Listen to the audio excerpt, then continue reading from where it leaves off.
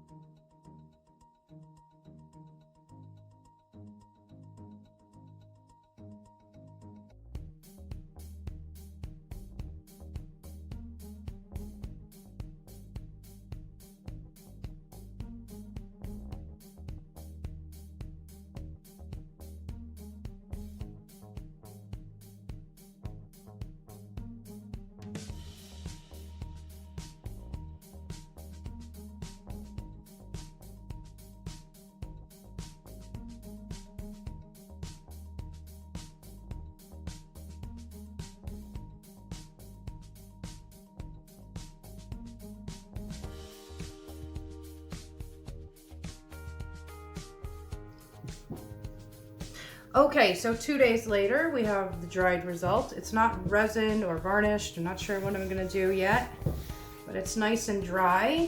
Let me come around to the camera. Make sure you guys can see the colors. Poppin'. Gorgeous. Let me know what you guys think of this piece.